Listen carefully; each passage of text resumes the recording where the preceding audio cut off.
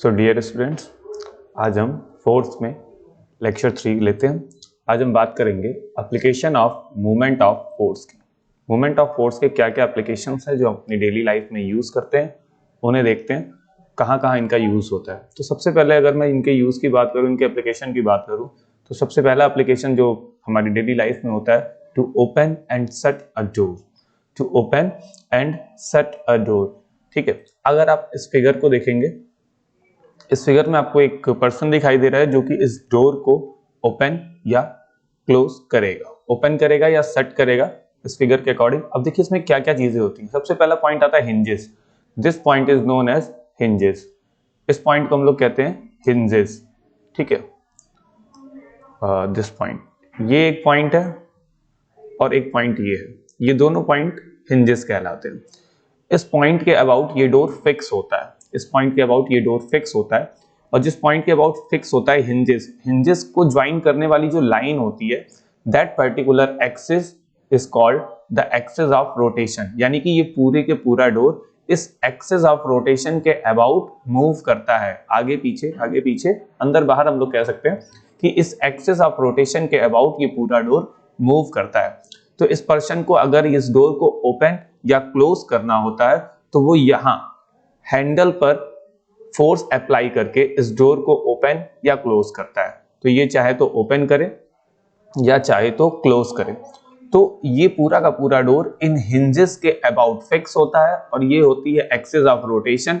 यानी कि ये जो पूरी लाइन होती है that is axis of rotation, इसके अबाउट ये पूरा डोर मूव करेगा। So that is called the axis of rotation. Is it clear?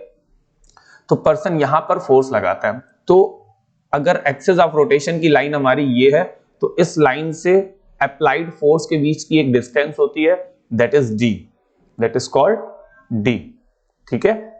ये हमारी डिस्टेंस होती है, इसके अबाउट ये मूव करता है। यानी कि हम जो फोर्स अप्लाई करते हैं किसी डोर को ओपन या शट करने के लिए, वो कहीं ना कहीं इस डिस्टेंस पर भी डिपेंड करती है कि डिस्टेंस जितनी ज्यादा होगी हमें फोर्स उतना कम अप्लाई करना पड़ेगा, डिस्टेंस जितनी कम होगी हमें फोर्स उतना ज्यादा ही अप्लाई करना पड़ेगा। ओके, नेक्स्ट एग्जांपल्स इसके देखते हैं। आता है for turning the steering wheel. अगर हम बात करते हैं स्टीयरिंग व्हील के टर्निंग की, जो हमारी गाड़ी में एक स्टीयरिंग व्हील होता है, स्टीयरिंग व्हील में देखिए अगर कोई पर्सन इस पॉइंट के अबाउट फोर्स लगाता है इन दिस डायरेक्शन, अगर इस डायरेक्शन में पर्सन कोई फोर्स लगा रहा है तो ये व्हील कुछ इस तरीके से रोटेट करती है। जब ये व्हील इस तरीके से रोटेट करेगी, अगर इस पॉइंट के अबाउट पर्सन फोर्स लगाता है, तो अगर मैं सिंगली इस तरफ से रखता हूं, इस तरह से मूव करता हूं, तो इस पॉइंट के अबाउट वो फोर्स लगाता है और व्हील कुछ, यानी कि जो हमारी स्टीयरिंग व्हील होती है वो इस तरीके का मोशन कर रही होती है। बट अगर पर्सन इस पॉइंट के अबाउट सेम डायरेक्शन में फोर्स लगाए,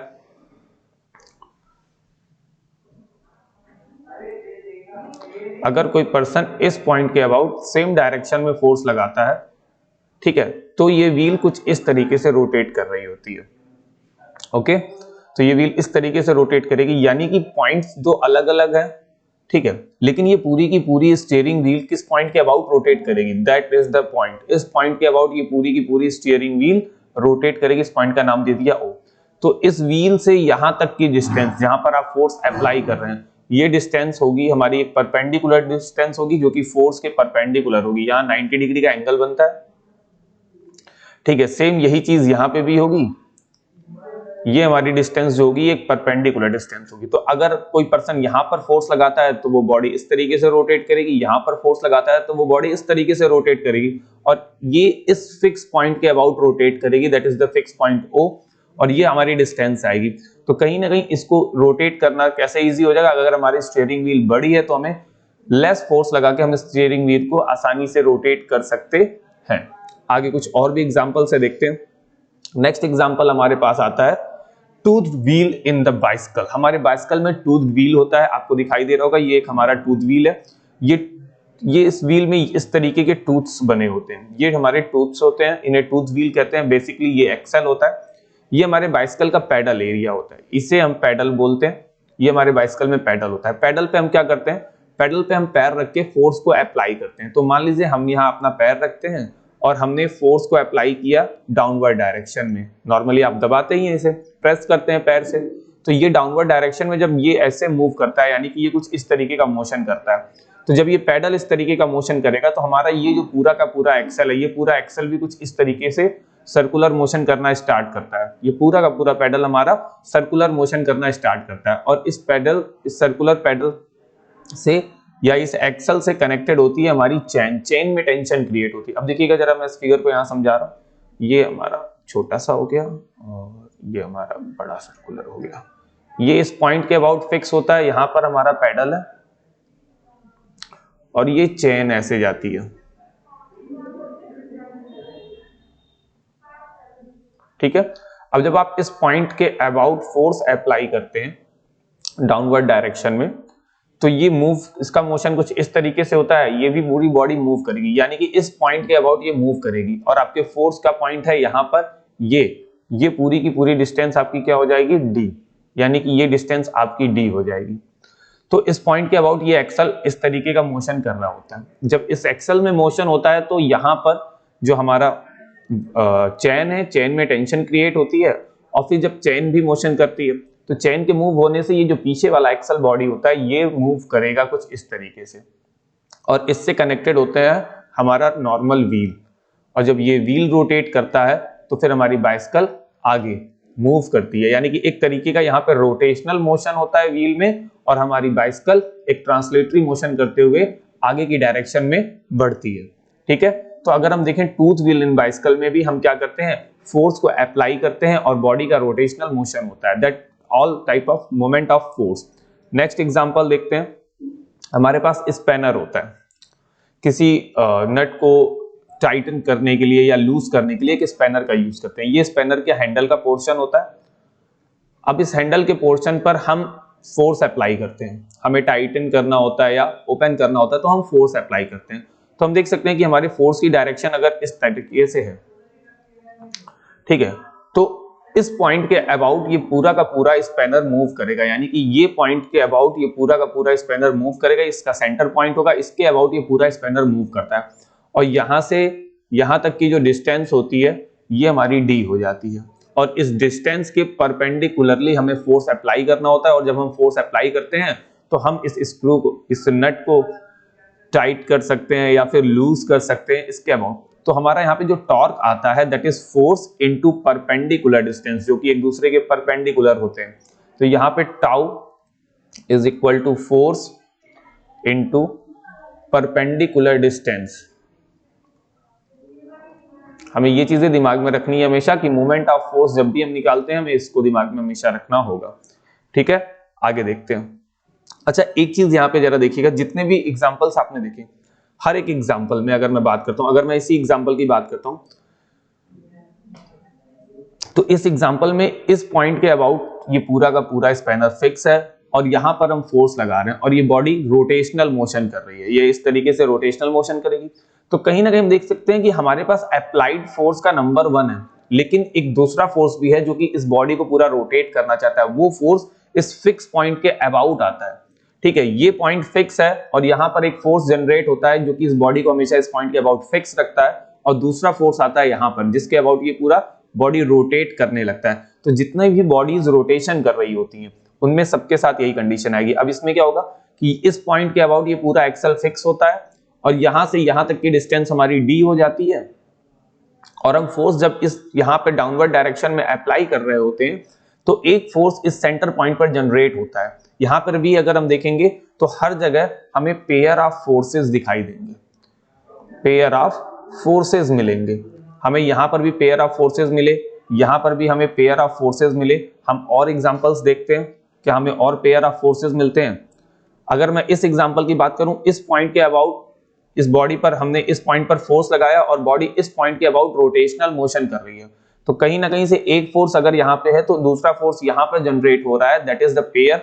अगर मैं इसी कंडीशन को रिवर्स करता हूं, इस डायरेक्शन से फोर्स अप्लाई करता हूं, तो भी इस पॉइंट के अबाउट हमें एक फोर्स जनरेट होगा। तो यहां पर भी हमें पेयर ऑफ फोर्सेस देखने को मिले, ओके, यहां पर भी हमें पेयर ऑफ फोर्सेस देखने को मिले। अगर मैं इस फिगर की बात करता हूं तो ये हिंजेस जो कि फिक्स हैं, ये एक फोर्स को जनरेट करेंगे। एक फोर्स तो अप्लाइड फोर्स होगा यहाँ पर्सन के थ्रू, और एक फोर्स इस एक्सिस या हिंजेस पे आएगा जो कि इंक्लूड होगा। तो यहां पर भी हमें पेयर ऑफ फोर्सेस देखने को दिखाई दे रहे हैं, पेयर ऑफ फोर्सेस हमें देखने को मिल रहे हैं। यानी कि कोई भी बॉडी अगर रोटेशनल मोशन कर रही होती है तो उस बॉडी पर हमें पेयर ऑफ फोर्सेस देखने को मिलते हैं।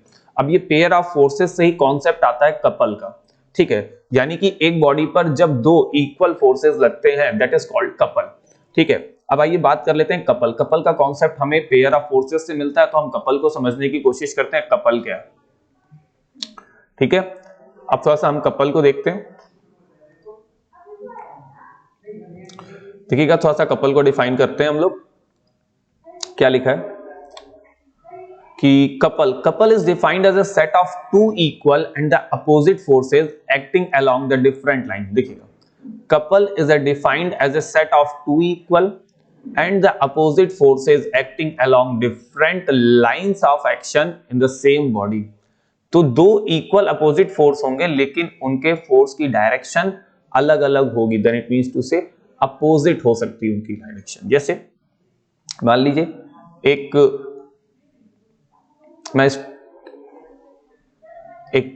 ये सर्कुलर स्टीयरिंग व्हील मान लेते हैं। स्टीयरिंग व्हील पे आपने एक बार फोर्स इस डायरेक्शन में लगाया और फिर दूसरे हाथ से फोर्स इस डायरेक्शन में लगाया, तो अब ये पूरी बॉडी इस तरीके से रोटेट कर रही होती है, ठीक है। क्योंकि आपका एक हैंड का फोर्स नीचे की तरफ और दूसरे हैंड का फोर्स ऊपर की तरफ इस बॉडी को रोटेट करता है, तो आप इसको इजीली रोटेट कर लेते हैं। तो इसके कुछ बेसिक्स एग्जांपल्स हम लोग समझते हैं। यहाँ हमारे पास कुछ फिगर्स हैं, हम लोग उसमें समझेंगे।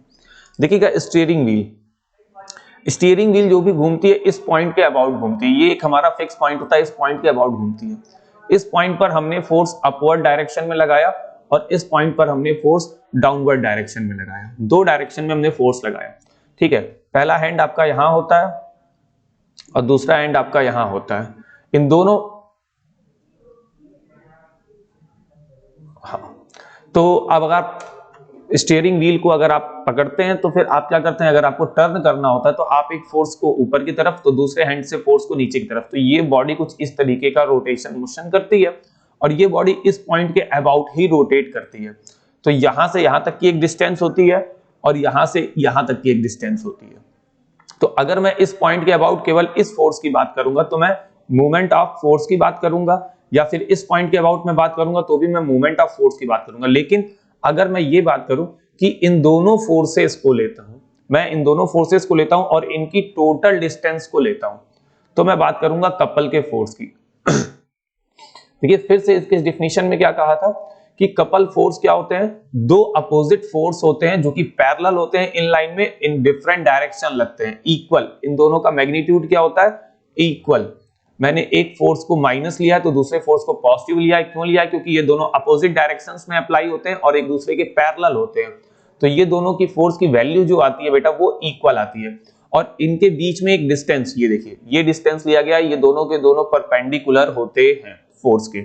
ये डिस्टेंस हम लेना होता है। जब हमें कपल की वैल्यू फाइंड करनी होती है तो हम ये टोटल डिस्टेंस लेते हैं, यानी कि फोर्स के बीच में अप्लाइड होने वाली टोटल डिस्टेंस, ना कि फिक्स पॉइंट के अबाउट टर्न होने वाली या रोटेट होने वाली डिस्टेंस। हम इसको नहीं लेते हैं। अगर हम फिक्स पॉइंट के अबाउट रोटेट होने वाली डिस्टेंस लेंगे तो हमें पता चलेगा मोमेंट ऑफ फोर्स यानी कि टॉर्क का, लेकिन जब हम टोटल डिस्टेंस लेंगे तो हमें पता चल जाएगा कपल के फोर्स का, ठीक है।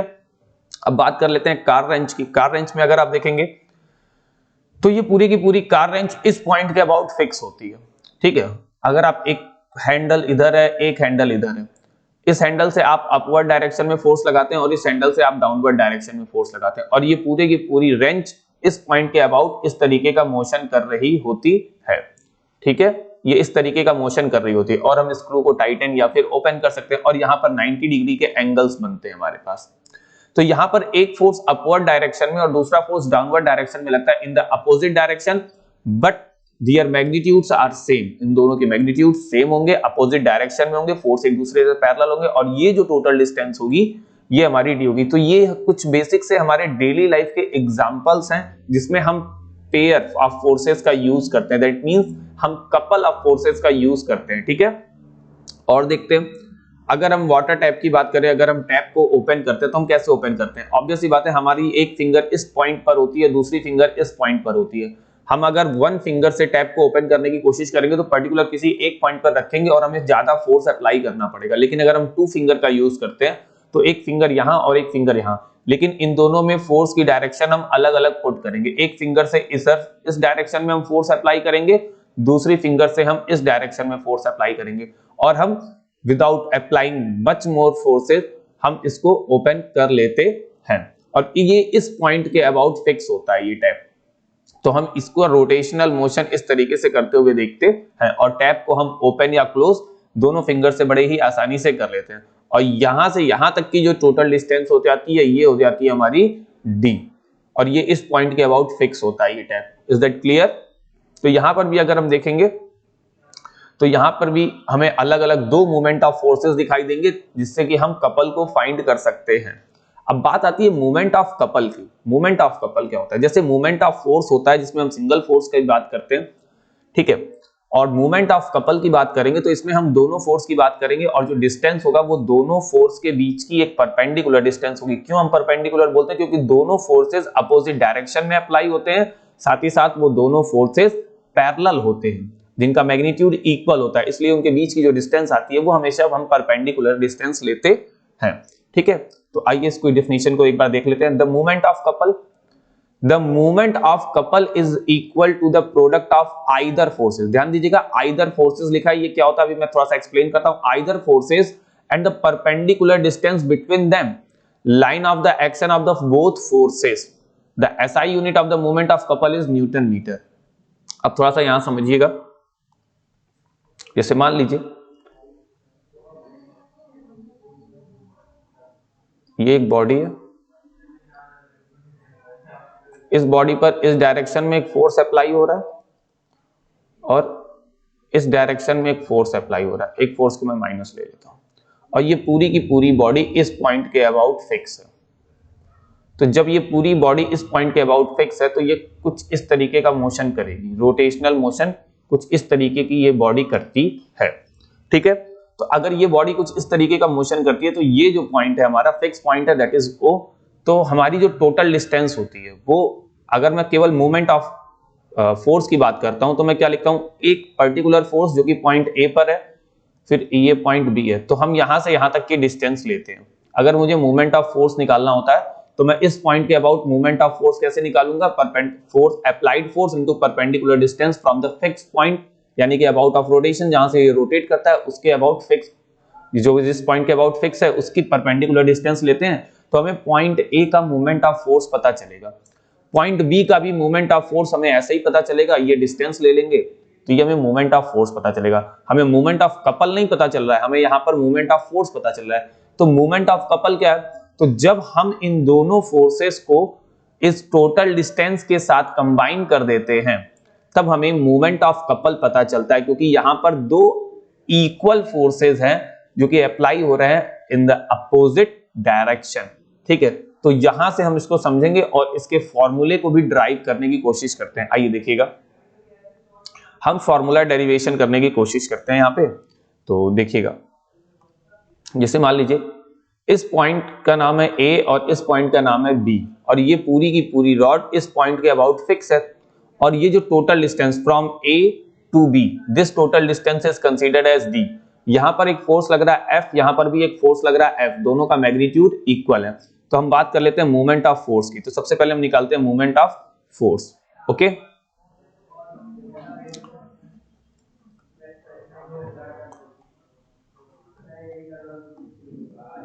Movement of force about point A। तो मैं पॉइंट A के अबाउट मूवमेंट ऑफ फोर्स को निकालता हूं। पॉइंट A के अबाउट मूवमेंट ऑफ फोर्स क्या आएगा? तो मान लो मैं यहां एक बार D1 ले लेता हूं, ये डिस्टेंस D1 की है। ओके, तो मैं लिख सकता हूं movement of force about point A क्या होता है? F into D1। D1 की वैल्यू क्या है? AO। ठीक है, ये हमारा मूवमेंट ऑफ फोर्स निकल गया अबाउट पॉइंट A। फिर मैं निकालता हूं movement of force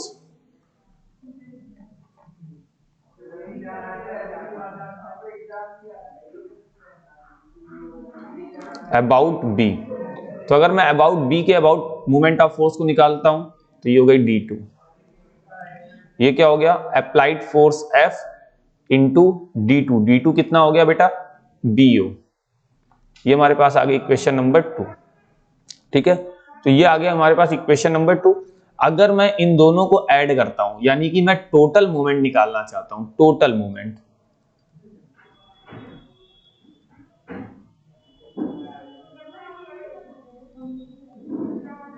total moment of force क्या होगा, इन दोनों को ऐड करना होगा, यानी कि F into AO plus F into BO। अब मैं यहां देख सकता हूं कि F कॉमन है, तो मैंने F कॉमन ले लिया, फिर ब्रैकेट में AO प्लस BO मैंने लिख लिया। तो जब AO BO को देखूंगा तो भाई देखना, ये हो गई AO और ये हो गया BO। AO BO को जब मैं ऐड करता हूं तो टोटल लाइन कितनी हो जाती है, AB। तो F इंटू AB, और इस AB की क्या वैल्यू है, अगर हम ध्यान दें तो इस AB की क्या वैल्यू दिखाई देती है, D। This AB is total considered as D। तो हम लोग यहां क्या लिख सकते हैं, F इंटू डिस्टेंस, और ये डिस्टेंस क्या है, ये डिस्टेंस इन दोनों फोर्सेस, ये दोनों फोर्स जो अप्लाइड हो रहे हैं इनके बीच की डिस्टेंस है। तो हमें यहां पर टोटल मोमेंट ऑफ फोर्स दिखाई देता है, यानी कि मोमेंट ऑफ कपल दिखाई देता है, मोमेंट ऑफ कपल का फॉर्मूला हमें पता चलता है, और ये डिस्टेंस भी परपेंडिकुलर डिस्टेंस होती है। ठीक है, तो हमें इसको ध्यान देना होगा। इसके अब देखिए, हमें एक बेसिक सा डिफरेंस यहां जानना होगा, मूवमेंट ऑफ फोर्स ये अलग चीज है और मूवमेंट ऑफ कपल ये अलग चीज है। मूवमेंट ऑफ फोर्स में हम सिंगल फोर्स को लेते हैं और जिस पॉइंट के अबाउट बॉडी रोटेट कर रही होती है हमें वो डिस्टेंस लेनी होती है। ध्यान दीजिएगा, मूवमेंट ऑफ फोर्स में अगर ये एक सर्कुलर रॉड है और ये सर्कुलर रॉड इस पॉइंट के अबाउट फिक्स है O, तो हमें ये डिस्टेंस लेनी होती है जिस पॉइंट पर, मान लीजिए यहां पर एक पॉइंट है, इस पर हमने फोर्स अप्लाइड किया F, तो हमें इस पॉइंट यानी कि पॉइंट A के अबाउट हमें मूवमेंट ऑफ फोर्स निकाल लेंगे। यहां पर एक सिंगल फोर्स अप्लाई हो रहा है और जिस पॉइंट के अबाउट बॉडी रोटेट कर रही है, कुछ इस तरीके का रोटेशनल मोशन करेगी, तो हम यहां पर A पॉइंट के अबाउट मूवमेंट ऑफ फोर्स निकाल सकते हैं। सेम एज हम यहां B पॉइंट के अबाउट मूवमेंट ऑफ फोर्स निकाल सकते हैं। लेकिन जब आपको कपल ऑफ फोर्स निकालने की जरूरत होगी तो आपको B पॉइंट के भी फोर्स की जरूरत होगी, और वहां पर जो टोटल डिस्टेंस आप लेंगे वो टोटल डिस्टेंस आपकी from point B two point A होगी, ना कि about the point which is body rotate. Is that clear? तो यहां पर हम मूवमेंट ऑफ फोर्स और मूवमेंट ऑफ कपल को समझते हैं। मूवमेंट ऑफ फोर्स से कुछ बेसिक से एग्जांपल्स हैं हम लोगों के, जो हम लोगों ने देखे थे, जैसे ओपन करना, डोर को ओपन करना, क्लोज करना, ये कुछ बेसिक से एग्जांपल्स हैं। फिर स्टीयरिंग व्हील का एक एग्जांपल हम लोगों ने देखा था, टूथ व्हील इन बाइसिकल का एग्जांपल हम लोगों ने देखा। इन सब में हमें पेयर जरूर मिल रहे थे। फिर हमने स्पैनर का एग्जांपल देखा, इसमें भी हमें पेयर ऑफ फोर्सेस दिखाई दे रहे थे। तो अगर ये पेयर ऑफ फोर्सेस हैं तो एक कॉन्सेप्ट आता है कपल का। Couple is defined as the set of two equal and the opposite forces acting along the different line of action in the same body. तो इसके कुछ डेली लाइफ के एग्जांपल हमें स्टीयरिंग मिल जाएगी। अगर आप दोनों हाथ से स्टीयरिंग को होल्ड करते हैं तो आप अपोजिट डायरेक्शन में फोर्स लगाते हैं जिनका मैग्नीट्यूड इक्वल होता है। जिनका मैग्नीट्यूड क्या होता है बेटा? इक्वल होता है, और उनकी जो डिस्टेंस होती है अगर उसको फाइंड करना है तो हमें टोटल डिस्टेंस लेनी होती है दोनों फोर्स के बीच की। इसी तरीके से कार रेंच का एक एग्जांपल है हमारे पास, वाटर टैप में हम लोग देखते हैं। ठीक है, तो यहां से मूवमेंट ऑफ कपल, यहां से एक मूवमेंट ऑफ कपल भी आता है। Movement of couple is an equal to the product of either forces, force का और उन दोनों फोर्सेस के बीच की परपेंडिकुलर डिस्टेंस का प्रोडक्ट होता है मूवमेंट ऑफ कपल। यहां पे हम लोगों ने फॉर्मूला ड्राइव किया। कैसे करेंगे? सबसे पहले आपको क्या करना होगा, मूवमेंट ऑफ फोर्स निकालना होगा about particular single point A, फिर आपको मूवमेंट ऑफ फोर्स निकालना होगा from the another point B, फिर इन दोनों मूवमेंट ऑफ फोर्स को आप टोटल मूवमेंट ऑफ फोर्स लिख के क्या करेंगे, ऐड करेंगे, तो आपको ये मिल जाएगा। और फिर फाइनली आपको दो और लाइन लिखनी होगी और आपका मूवमेंट ऑफ फोर्स का, मूवमेंट ऑफ कपल का एग्जांपल आपको मिल जाएगा। Is that clear? तो हमारे पास मूवमेंट ऑफ फोर्स और मूवमेंट ऑफ कपल में एक बेसिक सा डिफरेंस भी है, इसको हमें नहीं भूलना है। ओके, बाकी की नेक्स्ट लेक्चर में हम लोग बात करेंगे इक्विलिब्रियम ऑफ बॉडीज की, जिसमें हम जानेंगे कि बॉडी इक्विलिब्रियम की कंडीशन क्या होती है, इक्विलिब्रियम कितने टाइप के होते हैं। There are basic two types of equilibrium, static and the dynamic. हम इन दोनों इक्विलिब्रियम के बारे में हम लोग चर्चा करेंगे, कल समझेंगे। बाकी के आज के लेक्चर में फिलहाल के लिए इतना ही, मिलते हैं फिर नेक्स्ट लेक्चर में। Good bye.